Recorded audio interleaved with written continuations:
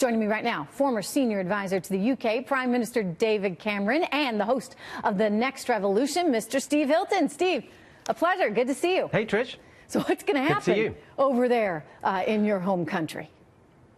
My gosh, it's a terrible mess. And you know, the original sin of this Brexit aftermath is the fact that you got someone in charge in the form of Theresa May who was against Brexit. She campaigned against it. She doesn't believe in it. And so she's leading a government that actually is run by an administration and a bureaucracy that were also part of the establishment that's against Brexit. They see it as a problem, some kind of disaster that they've got to minimize rather than an opportunity to be seized. And so they've spent 2 years, they've wasted 2 years, in my view, trying to negotiate a deal with the EU, when of course the incentive for the EU is to punish Britain as a deterrent to stop other countries from wanting to do the same thing. What they should have done right at the beginning is say, we voted to leave, so let's get on with it and let's put in place the policies that will actually make Britain an attractive place to invest in, for businesses to go there, low corporate taxes, cutting red tape, basically what President Trump has done here. They should have been doing that 2 years ago.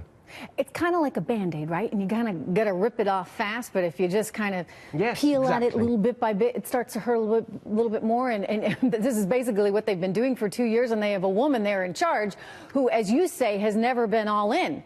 And so it's this tap dancing move. Is this going to cost her job? Do you anticipate that she's going to be able to hang on here? Because it sounds like no one's happy.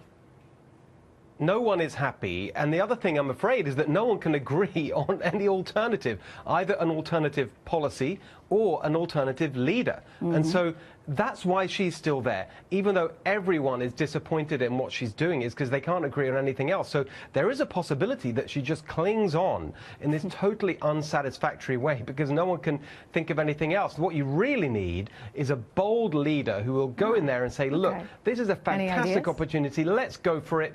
Well, I'm afraid I don't see anyone on the horizon that can do that. They've all made such a mess of it. It is such a shame, because this could have been such a positive thing for the UK.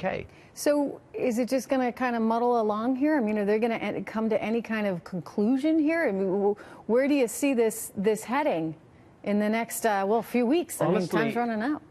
Well, weeks and months. I mean, I think that muddling along feels like the most likely outcome. There is currently a deadline, which is March the 29th. That's the official date for leaving. That's why there's all this pressure to try and get a deal done now. But you know what bureaucrats are like. They can make anything work. So there's a possibility they'll push that date back. I think one thing that's getting more and more likely is the idea, unbelievable as it may sound, of a second referendum to say, right, we've tried to do it this way. It didn't work. Do we really want to leave?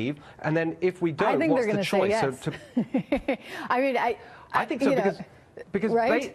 Yeah, and it's such an insult to people to say, look, you voted to leave, you got the wrong answer, so we'll make you vote again. Right. Like we don't trust you. We don't trust the voters. It kind of reminds me of Florida and Georgia and all these stories that get going on back here, right? Exactly. Is there anything we can learn from this whole debacle?